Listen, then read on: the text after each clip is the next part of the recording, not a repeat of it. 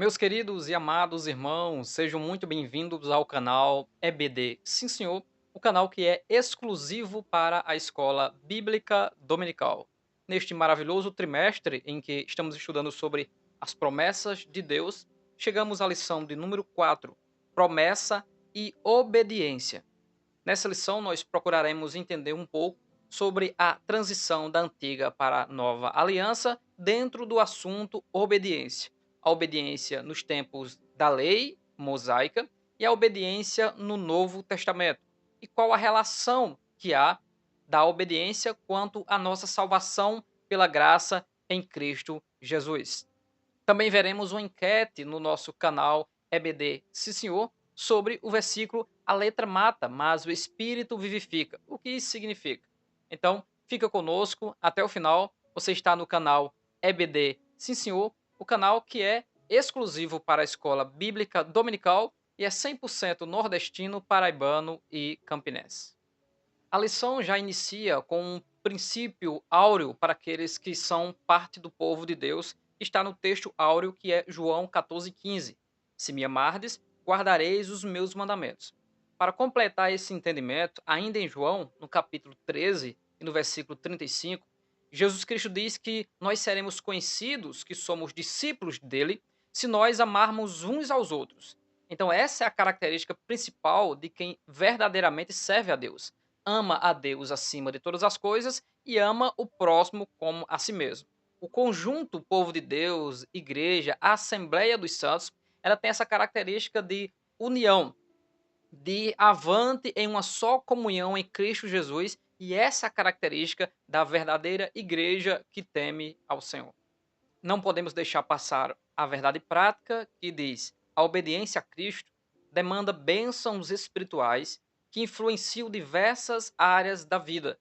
Aqui nós estamos falando de bênçãos condicionais, daquilo que o Senhor prometeu baseado em nossa obediência, para que isso se desenvolva em nós, como por exemplo, o Senhor, pela sua graça, nos dá dons, e esses dons, pela obediência, são desenvolvidos e eles crescem, assim como o músculo, assim como em um comércio o dinheiro aumenta. Então Deus nos deu bênçãos espirituais de graça e pela sua graça, mas que requer uma vida de consagração e de obediência, de dedicação e esforço para que esses dons e essas bênçãos se multipliquem, se tornem maiores a cada dia. A graça comum, ela age sobre todos os seres humanos, abençoando a todos, dando saúde, dando comida, porque o nosso Deus é o Senhor de toda a carne. É muito importante nós definirmos aquilo que é geral, que é a graça de Deus derramando sobre todos, e aquilo que é de forma específica, baseado em um relacionamento de sinergismo em que cada um faz a sua parte. A igreja que agrada a Deus é a igreja que obedece ao Senhor, que obedece os seus princípios e que nisso o nome do Senhor é glorificado através das ações daqueles que obedecem a Cristo. Meu amado professor ou professora de escola bíblica dominical, a leitura bíblica em classe está em Deuteronômio 29, do 1 e depois o 9 ao 12, e Hebreus 8, do 6 ao 13. São dois textos, um do Antigo Testamento e um do Novo Testamento, para falarmos sobre obediência no Antigo Testamento, que o homem viverá por meio dessa obediência, e também para falar da transição da antiga aliança para a nova aliança, as leis cerimoniais para a lei da cruz de Cristo, o espírito de vida em Cristo. E uma primeira coisa que nós precisamos entender aqui é que o texto de Deuteronômio capítulo 30 mostra que há condições de o povo entender a lei de Deus e decidir obedecê-la, pois a decisão deles estarem debaixo da bênção de Deus da antiga aliança estava no concerto, na aliança, no acordo, em que Deus coloca as leis e o povo diz sim, obedeceremos. E você, professor, precisa usar esse texto de Deuteronômio 30, o 11 ao 14, na sua aula. Olha como ele é de suma importância. Porque este mandamento que hoje te ordeno te não é encoberto e tampouco está longe de ti. Não está nos céus para dizeres: quem subirá por nós aos céus?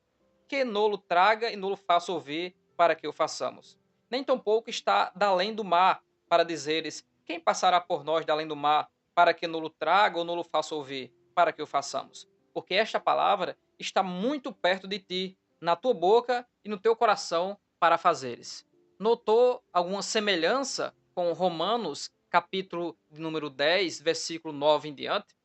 Semelhante a esse texto de Romanos, que provavelmente ele está usando esta referência, o que a Bíblia está dizendo que as leis de Deus foram colocadas diante de vocês e é possível vocês obedecerem. Em Romanos 6, Paulo fala sobre não deixar o pecado reinar em nosso corpo mortal.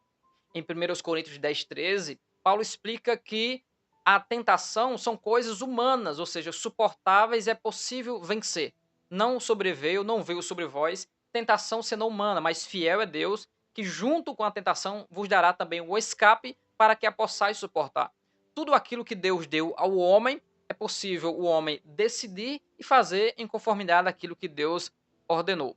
O que acontece é que o homem tem a tendência de se entregar ao pecado e à desobediência.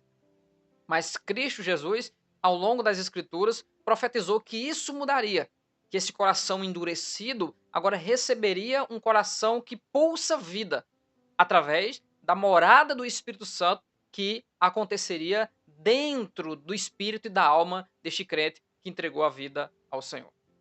E isso foi profetizado pelo profeta Jeremias no capítulo de número 31, do versículo 31 em diante, quando ele diz: Eis que dias vêm, diz o Senhor, em que farei um concerto novo com a casa de Israel e com a casa de Judá, não conforme o concerto que fiz com os seus pais no dia em que os tomei pela mão para os tirar da terra do Egito, porquanto eles invalidaram o meu concerto, apesar de eu os haver desposado, diz o Senhor. Veja, havia uma aliança, havia uma comunhão e eles quebraram essa comunhão. Mas este é o concerto que farei com a casa de Israel depois daqueles dias, diz o Senhor. Porei a minha lei no seu interior e as escreverei no seu coração, e eu serei o seu Deus e eles serão o meu povo.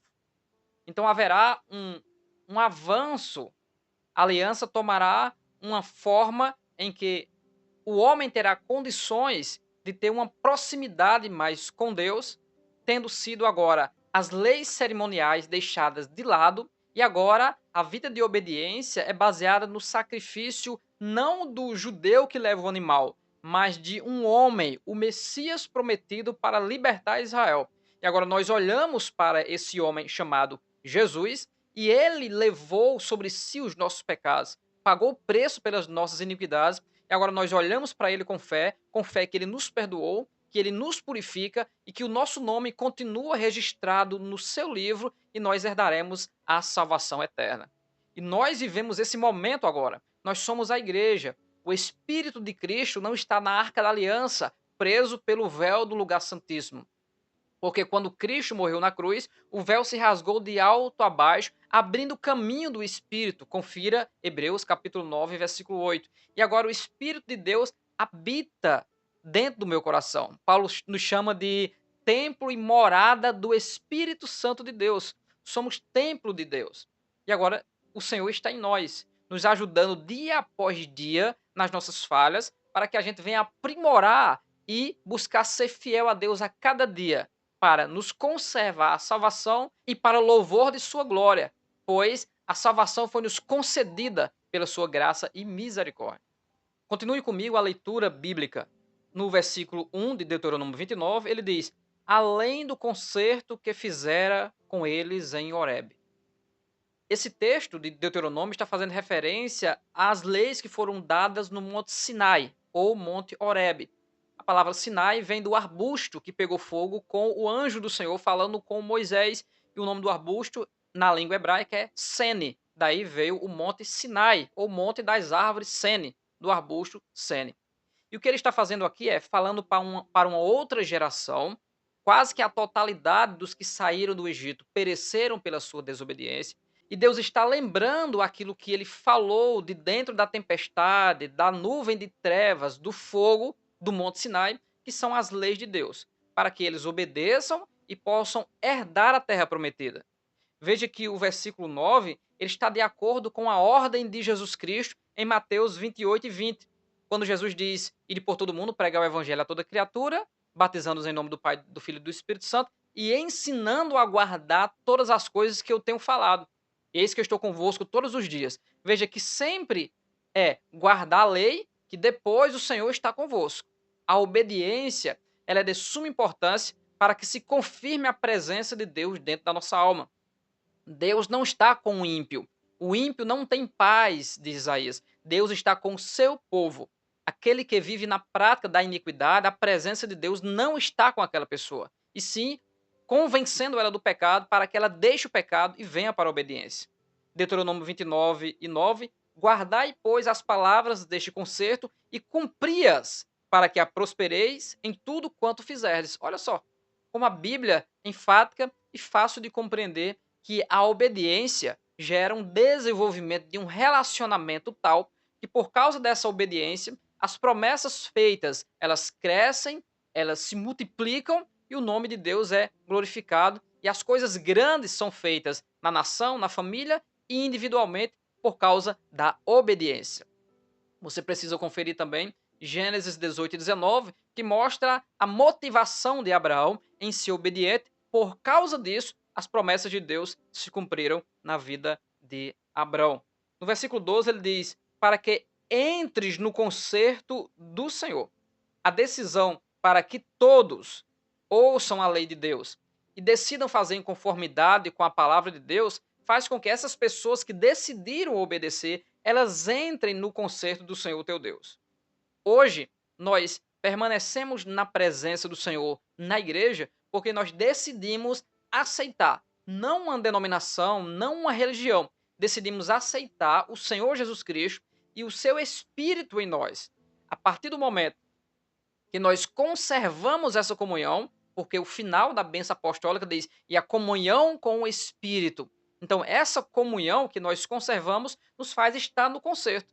Então, o versículo 12 diz, para que entreis no concerto, para que entres, permaneça nesse concerto. Vamos conferir dos versículos 13 ao 15, que não está na lição?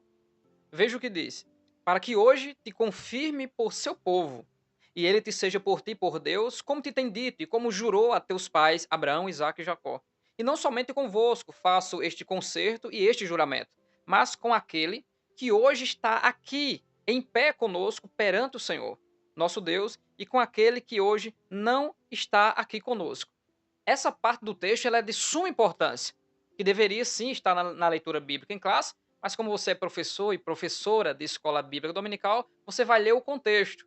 Esse texto é muito importante, que ele mostra o amor de Deus sobre todas as nações. Veja de novo, versículo 14. E não somente convosco faço este concerto e este juramento, não somente com aqueles que estão presentes enquanto Deus está falando ali por meio de Moisés nas campinas de Moabe para adentrar na terra prometida. Versículo 15. Mas com aquele que hoje está aqui em pé conosco perante o Senhor, nosso Deus, e com aquele que hoje não está aqui conosco. É claro que o contexto fala exclusivamente, eles no entendimento deles, para a nação de Israel, ou seja, para os seus descendentes, mas aqui e em muitos outros textos do Antigo Testamento, Deus está abrindo o leque para as outras nações. Porque junto com esse próprio povo judeu, existem egípcios, que é chamado o vulgo, que vieram também do Egito temendo a Deus, junto com o povo judeu. Então o amor de Deus ele é muito grande. E desde o Antigo Testamento ele sempre está mostrando que ele alcançará as outras nações, que estenderá a sua bandeira entre as outras nações, porque o Senhor é o Deus de toda a carne. A segunda parte do texto da leitura bíblica em classe está em Hebreus 8, do 6 em diante, e leremos apenas o primeiro versículo que diz: Mas agora alcançou ele ministério, tanto mais excelente, quanto é mediador de um melhor concerto, que está confirmado em melhores promessas. E aí onde entra, professor, a sua habilidade, depois de ter lido bastante o Antigo e o Novo Testamento, e ter compreendido o que significa a transição da antiga aliança para a nova aliança. Por isso que é importante você ler Efésios, o capítulo 2 e também o capítulo 3. Mas em especial, 2 Coríntios, capítulo 3 e versículo 6, diz: o qual nos fez também capazes de ser ministros de um novo testamento, não da letra, mas do Espírito, porque a letra mata e o Espírito vivifica. O que esse versículo está falando? Por isso, nós fizemos uma enquete aqui do nosso grupo do WhatsApp, do canal EBD Sim Senhor. Eu vou deixar aqui o link do grupo do nosso WhatsApp para que você entre no grupo do WhatsApp do canal EBD Sim Senhor. Na enquete que nós fizemos no grupo essa semana, nós perguntamos por que a letra mata e o espírito vivifica. Fala de. E as opções foram alfabetizado e cheio de Deus, teologia, Espírito Santo, certificado, servir a Deus, lei e graça, conhecimento e batismo no Espírito Santo. Existem interpretações na igreja que são interpretações tradicionais, erradas, baseadas no eu acho ou eu senti de Deus, por algumas dificuldades intelectuais, isso realizado por pessoas que não sabiam ler, ou simplesmente por pessoas que deram sua opinião. A Bíblia não é um livro para que a gente dê a nossa opinião sobre a Bíblia. Tudo que é baseado em pregação ou ensino é baseado no que as Escrituras dizem, conforme 1 Coríntios 15, o apóstolo Paulo diz, conforme as Escrituras. E não pode ser nada alterado. É claro que a letra mata não está falando de estudar, nem de teologia, nem de conhecimento. Ele está falando da lei de Deus que foi dada por meio de Moisés ao povo de Israel no Monte Horebe.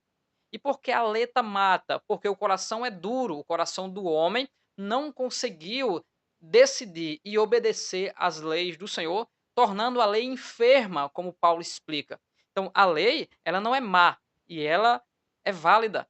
Paulo chama ela de boa, perfeita e que ela está validada nesse momento. Ela está em voga, fazendo o quê? Mostrando que Deus é santo, que nós precisamos ser santos, mas nos matando porque nós não conseguimos obedecer a Deus à risca e nem agora precisamos ser judeu para isso. E com o espírito da vida que é dado através de Cristo, agora o Espírito Santo nos dá condições de ser salvo, de estar em comunhão. É possível termos comunhão com Deus. Por isso que o ministério de Cristo é o ministério da reconciliação que nos foi passado através da pregação da ressurreição de Cristo.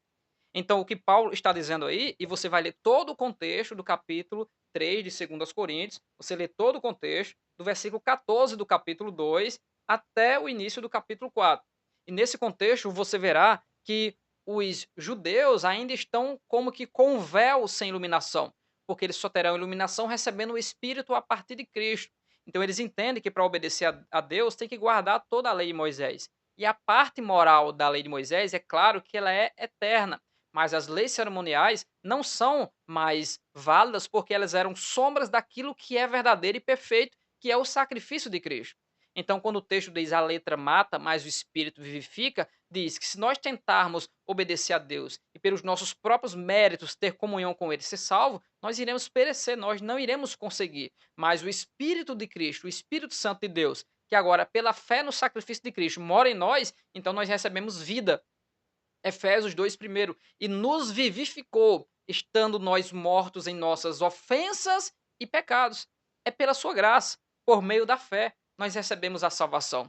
E isso é digno de todo louvor, de toda honra e de toda a glória. Um outro assunto importante que você deveria tratar também nesta lição são nesses textos que eu estou colocando aí para os irmãos, começando em Deuteronômio 29, 18, onde você vai ver as características do desviado e a interpretação correta de Hebreus, capítulo 12, versículo 15. Você também confere o versículo 25, que é simplesmente o significado de raiz de amargura. O que é raiz de amargura? É simplesmente aqueles que estão na presença de Deus, que se desviam e fazem outros se desviar, através de heresias, através de levar para maus costumes, de fazer o povo de Deus tropeçar e transgredir. O texto fala de se desviar e trazer fel, trazer amargura, sofrimento para aqueles que estão longe e se desviam da presença de Deus. Agora nós iremos analisar, em resumo, os 3 tópicos da nossa lição, começando pela introdução, que tem algo muito curioso que chamou a minha atenção, não sei se você percebeu isso.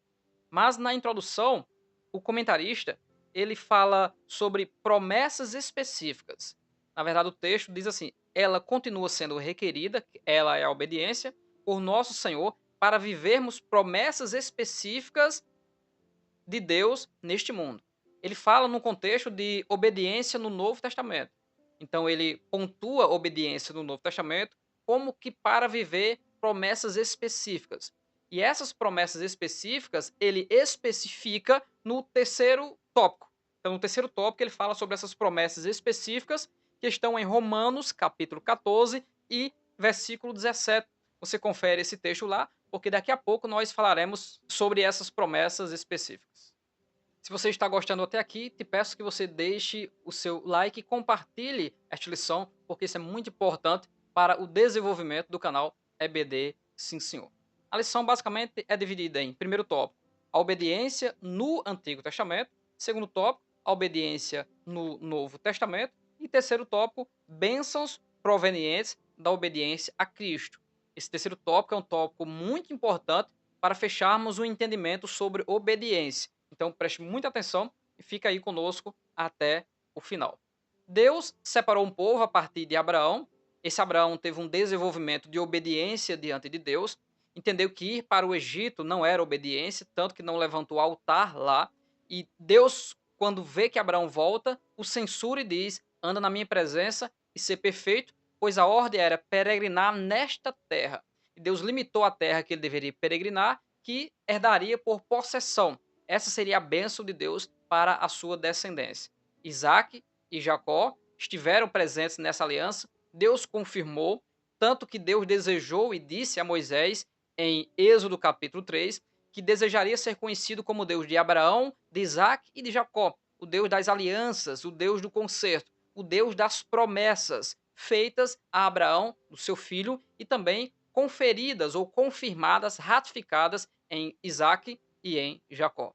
Abraão foi obediente e depois do povo ser libertado do Egito pelo poder de Deus, esse povo é trazido para ouvir a palavra, aprender a dependência no deserto, de que Deus dá água, de que Deus dá comida e que Deus protege o povo dos seus primeiros inimigos, os amalequitas, ou seja, Deus é com o povo.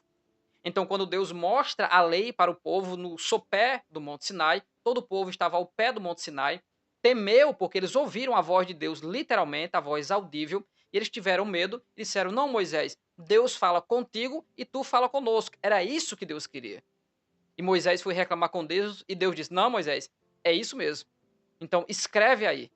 O que Deus fez falando diretamente com o povo era para confirmar que aquilo que Moisés escreveu vinha de uma outra pessoa, não era da cabeça de Moisés, para que eles decidissem obedecer.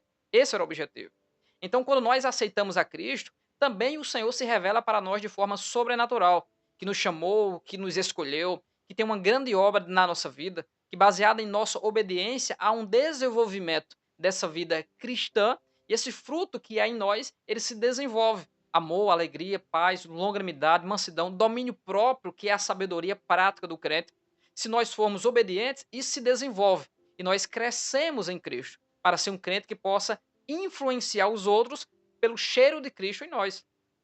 A nação de Israel recebeu a lei e eles disseram: nós obedeceremos. E Deus deu as leis civis, Deus deu as leis morais e Deus deu as leis cerimoniais. Ou seja, Deus deu a eles o culto, Deus deu a eles objetos e coisas que eles precisavam fazer para se manter em comunhão com Deus. Essas coisas prefiguravam algo maior, que por ora eles não compreendiam, mas que o Novo Testamento explica muito bem isso na Epístola aos Gálatas, na Epístola aos Efésios e, em especial, na carta aos Hebreus, que nós não sabemos quem é o autor desta carta. Para você compreender a transição da antiga para a nova aliança, a carta aos Hebreus, você compreende tudo isso. Que Deus estava dizendo: vocês continuarão fazendo, porém, alguém irá fazer que irá aniquilar essas primeiras coisas para que vocês creiam na obra dele, que é Jesus Cristo. Tudo que era feito no tabernáculo, toda a ministração dos sacerdotes e do sumo sacerdote prefigurava a obra do nosso sumo sacerdote segundo a ordem de Melquisedeque. Ele é o nosso holocausto, ele é o Cordeiro de Deus, dito pelo próprio João Batista, que tira o pecado do mundo, diferente dos animais que só cobriam, e o próprio Cristo nas Escrituras. Aí você abre Salmo de número 40 e Hebreus, capítulo de número 10, e ainda 1 Samuel, capítulo 15 e versículo 2, que é melhor obediência do que o sacrifício, onde mostra que o Senhor considerou que Deus não queria mais o sacrifício de animais e que agora seria o corpo deles sacrificado. Oblações e sacrifícios não quiseste, mas corpo me preparaste. Retira a primeira, estabelece a segunda. Ele está falando de quê? Das alianças. Da letra que mata, mas do espírito que vivifica, do coração de carne e agora do coração de pedra, ou melhor, do coração de pedra que era na lei e do coração de carne que é na lei do espírito de vida, na graça de Cristo. Então há uma transição enorme. Por isso, onde chega o clímax dessa lição, que é a obediência. A obediência no Antigo Testamento mostrava que se vocês permanecerem fiéis, vocês permanecerão comigo. Tudo que eles fizessem, se fizessem diferente ou contrário, eles poderiam até ser mortos instantaneamente, como aconteceu também com os sacerdotes, como aconteceu a censura do sumo sacerdote Josué em Zacarias capítulo 3, confira lá. Então era mais punitivo, porque se eles não obedecessem, como por exemplo, se levantando contra Moisés, o chão se abria e engolia todo mundo. Acã foi detectado ele o seu pecado, ele e sua família e tudo que possuía era anátema, era maldito, então foi destruído também. E a ira de Deus sobre o pecado agora teve uma direção diferente. Quem era? Jesus Cristo, o Yeshua, a salvação de Jeová, o Cordeiro, que levou sobre si os nossos pecados, Isaías 53, e retornará uma outra vez sem eles para os que o esperam para a salvação, Hebreus capítulo 9 e versículo 28. Ele levou sobre si e voltará sem esses pecados. E nos deu o Espírito Santo, que mora em nós, que nos justifica, nos santifica e ora em nós com gemidos inexprimíveis, nos ajudando nesse ministério e nessa obra aqui na terra até chegarmos ao céu. Que coisa gloriosa é essa? Porém, o povo transgrediu o concerto. Esse concerto foi lembrado antes de eles entrarem na possessão, que é a terra de Canaã, e foi deixado bem claro, baseado em Deuteronômio 28, que se vocês obedecerem, bendito será. E há uma lista de tudo que será abençoado. Mas se vocês desobedecerem, maldito será. Então, o que é alguém amaldiçoado? Não é quem fez uma mandinga, um trabalho de bruxaria ou de macumba. Não. O maldito é aquele que não está com Deus. Ele não pode ser bendito pela divindade. Ele é maldito. Então, consequentemente, amaldiçoado. Só há uma expectativa de juízo sobre a sua cabeça por causa da prática da iniquidade. Mas bendito aquele que se volta para Deus. O próprio Jeremias, no capítulo 17, ele diz: Maldito o homem que confia no homem e faz da carne o seu braço. Não existe mérito em nós para a salvação pelo nosso próprio esforço, mas agora o mérito todo é de Cristo, que nos salva com a salvação grandiosa, como diz o autor aos Hebreus. E para um bom desenvolvimento do seu entendimento sobre tudo isso, eu preciso que você leia as referências que nós passamos aqui. E a próxima é o capítulo 11 de Jeremias. É importantíssimo que você leia Jeremias capítulo 11 e, para completar, Ezequiel no capítulo 8, onde mostra Israel manifestando as malignas abominações dentro da casa do Senhor, dentro do templo. Mas Jeremias capítulo 11, só apenas até o versículo 5, olha o que Jeremias disse. A palavra que veio a Jeremias da parte do Senhor, dizendo: Ouvi a palavra deste concerto, e falai aos homens de Judá e aos habitantes de Jerusalém. Diz-lhes, pois, assim diz o Senhor, o Deus de Israel: Maldito o homem que não escutar as palavras deste concerto, que ordenei a vossos pais no dia em que os tirei da terra do Egito. Isso me lembra Apocalipse 1, 3. Bem-aventurado aquele que ouve, lê e põe em prática as palavras desta profecia. Que os tirei da terra do Egito, da fornalha de ferro, dizendo: Dai ouvidos à minha voz, e farei conforme tudo que vos mando. E fazei conforme tudo que vos mando. Veja que todo o resumo que eu dei está aqui. E vós me sereis a mim por povo, e eu vos serei por Deus, quando houver obediência, para que confirme o juramento que fiz a vossos pais, de dar-lhes uma terra que manasse leite e mel, como se vê neste dia. Então eu respondi e disse: Amém, ó Senhor. E Jeremias está dizendo que, depois de ele proferir essas palavras, ele mesmo respondeu amém, que iria obedecer, assim como a nação de Israel respondeu amém, que também iria obedecer, porém, eles não obedeceram. Se entregaram à vaidade dos ídolos, se entregaram aos cananeus, se entregaram à prostituição, transgrediram de tal maneira que levaram a idolatria para dentro do templo que foi construído pelo sábio Salomão. Israel fez coisa horrenda que o texto sagrado diz que as outras nações meneavam a cabeça olhando para Israel. O que é menear a cabeça? É dizer, meu Deus, que situação tu chegaste. Nenhuma outra nação, o próprio Deus diz, deixou o seu Deus, mas Israel deixou o Deus que é o Deus verdadeiro.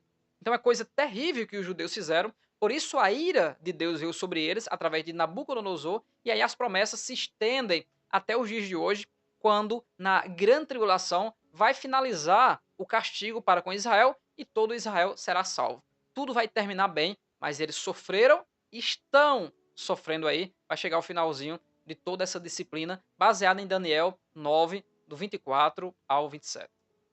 No segundo tópico, nós só vamos pontuar uma coisa importante, porque nós já explicamos um pouco sobre o novo concerto, o que é esse novo concerto e como ele é baseado. Os textos que se seguem de Mateus 26, 28 e Lucas 22 e 20, Jesus estabelece esse novo concerto em si, no seu sacrifício, no seu corpo partido e no seu sangue derramado. Então, o seu sacrifício substituirá os sacrifícios dos animais e agora a salvação ela é pela crença, pela fé, pela entrega e confiança no sacrifício que foi realizado por Jesus Cristo. Mas a pergunta é, em João 14,15 diz, se me amardes, guardareis os meus mandamentos. E significa que se ele foi obediente a Deus, ele, Jesus Cristo, nós precisamos ser fiéis a Deus, porque ele foi fiel e amou, e nós devemos amá-lo também. Ele provou o seu amor para conosco, Romanos 5,8, quando enviou Jesus Cristo, e agora nós devemos amá-lo também, retribuir esse grande amor que nos salvou e amá-lo.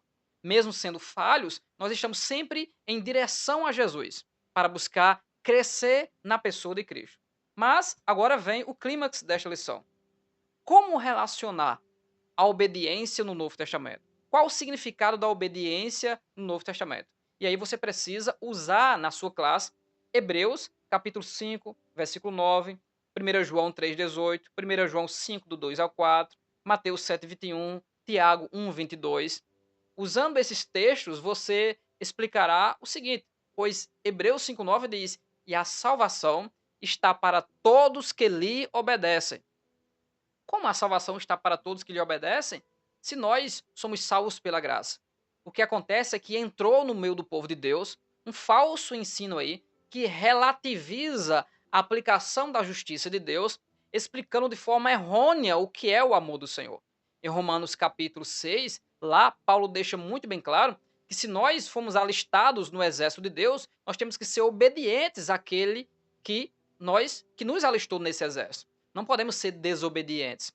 E essa obediência ela tem um caráter de nos conservar nele, semelhante ao do Antigo Testamento. Só que eu não sou salvo porque eu sou obediente. Eu sou obediente já porque eu recebi de Deus essa salvação pela fé. É muito simples compreender isso. No Antigo Testamento, todos procuravam ser salvos pelo mérito de sua obediência e não conseguiam. E a salvação no Antigo Testamento também era baseado no poder retroativo da cruz. Aqueles do Antigo que foram salvos, e aqui no nosso canal principal nós temos um vídeo, que é o nosso último vídeo, se eu não me engano, que nós explicamos a salvação no Antigo Testamento. Uma outra opção e subsídio para você ir lá no nosso canal chamado Bíblia de Fato, deixarei o link aqui nos comentários, e você assiste esse vídeo. Como é que alguém é salvo no Antigo Testamento? Então eles estavam perdidos, não estavam perdidos. Eles são salvos pela fé no Messias que viria, vendo o sacrifício de Cristo, assim como Abraão viu o sacrifício de Cristo. E eu recebo essa salvação pela obediência e eu guardo ela dentro de mim. Aquele que está de pé, cuide para que não caia. Então a ordem é, pela obediência, eu conservo-me em comunhão com Cristo, através das orações, da vida de consagração, de jejum e de cumprir o propósito. Pois a grande comissão diz, ensinando-os a guardar todas as coisas. Apocalipse 3,10, Apocalipse 3,8 diz, como guardaste a palavra da minha paciência, eu também te guardarei. Olha só o relacionamento de obediência. Em Apocalipse 3,8, porque mesmo sendo fraco, guardaste a minha palavra e não negaste o meu nome. Paulo diz, não que eu já tenha alcançado a salvação, mas que eu prossigo para o alvo, pelo prêmio da soberana vocação. Então ele está se esforçando para permanecer em comunhão com Cristo, não negando a ele, porque Jesus Cristo diz que aquele que me negar diante dos homens, eu o negarei diante do meu Pai. Então há uma relação da obediência com a salvação, sim, que o comentarista quis fugir um pouco disso, porque é uma parte um pouco mais polêmica, que aparentemente lança aqui como que mérito para a salvação, mas não é mérito. Não é mérito para a nossa salvação. É obediência, primeiramente, por amor a Cristo, porque aquele que me ama guardará os meus mandamentos. Jesus Cristo que disse isso, ou seja, será obediente, fiel a Deus. Então, aquele que é fiel a Deus está por amor seguindo ao Senhor. E, consequentemente, o Espírito Santo vai transformando para que a cada dia ele seja mais fiel, agradecido e louvando a Deus pela salvação que recebeu pela graça divina, porque o preço já foi pago por Cristo. Olha que coisa gloriosa. Olha que mistério grande que Paulo chama de mistério em Efésios 5:32. Grande é este mistério, digo, porém, entre Cristo e a igreja. E Paulo fala do ministério da reconciliação, que é executado pela agência evangelizadora do reino, que é a igreja do Senhor. É um plano perfeito. Confira todos os textos que nós estamos passando aqui para os irmãos. Isso é de suma importância. Mas as bênçãos específicas que o comentarista falou na introdução está no tópico 3, bênçãos provenientes da obediência a Cristo. Quando nós somos obedientes a Cristo, nós temos dentro desse reino, salvo em Cristo, aquilo que está escrito em Romanos 14 e 17. Porque o reino de Deus não é comida e nem bebida, ou seja, o reino de Deus não são cultos, leis cerimoniais, oblações ou sacrifícios que nós precisamos entregar. Porque é melhor obedecer do que sacrificar. Então, a obediência é importante diante de Deus. Então, o comentarista está dizendo que se nós obedecemos a Deus, nós fazemos parte da justiça, conservar a salvação, que é isso que nós falamos até aqui, mesmo que não esteja na lição, a paz e a alegria no Espírito Santo. Então, ele falou de bênçãos específicas, mas não falou de forma mais profunda em relação à salvação. Mas há, com certeza, claramente nas Escrituras, um relacionamento da obediência da igreja, que permanece obediente, porque o que contrapõe a isso é a apostasia dos últimos dias, quando Cristo olha para a terra e diz: quando o Filho do Homem voltar, porventura haverá fidelidade, essa fé, fidelidade sobre a terra, e a igreja de Laodiceia, lá de Apocalipse 3, 19 e 20, né? A igreja que o Senhor está à porta e bato. A porta e bato significa que a igreja opulenta e vaidosa não tem comunhão com Cristo, mas ele insiste que essa igreja se arrependa e volte para ele. Então Jesus sempre irá trabalhar para nós, que nós nos arrependamos e voltemos para ele, para estar em comunhão com ele. Então isso mostra o amor de Cristo por nós. Mas a obediência e a salvação, principalmente, guarde isso, está na característica de nos conservarmos em Cristo. Para finalizarmos, o comentarista fala que assim a obediência a Cristo gera em nós justiça e paz em meio às turbulências deste mundo. Veja, ele usa a palavra justiça, que está no capítulo 14 e 17 de Romanos. Então, permaneçamos nessa justiça, em obediência ao Senhor nosso Deus, para que possamos ter forças, graça de Deus, para chegarmos até o final e nos encontrarmos com o Senhor nos ares, buscando se encher do Espírito Santo e fazendo a vontade de Deus.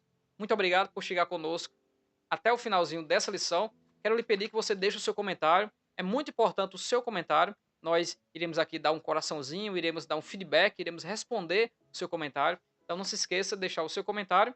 E na semana que vem entraremos na quinta lição, que é a lição A Promessa de Salvação. Então iremos nos aprofundar nessa questão da salvação. Podemos até citar mais uma vez a questão da obediência e da salvação. Está sendo uma lição muito gloriosa. Repito o que falei em outro vídeo. É um prato cheio para o pregador do Evangelho falar das verdadeiras e grandes promessas de Deus, principalmente a da salvação, a promessa espiritual. Que Deus abençoe grandemente a sua vida. Para nós é um prazer estar aqui trazendo a nossa lição. Nos perdoe às vezes o atraso da lição, chegando nesta semana na sexta-feira, mas dentro da correria da vida, buscaremos sempre entregar o mais rápido possível para os irmãos. Deus abençoe a sua vida em Cristo Jesus, permaneça firme, tenha uma boa aula no domingo pela manhã, que Deus abençoe a sua vida no nome de Jesus.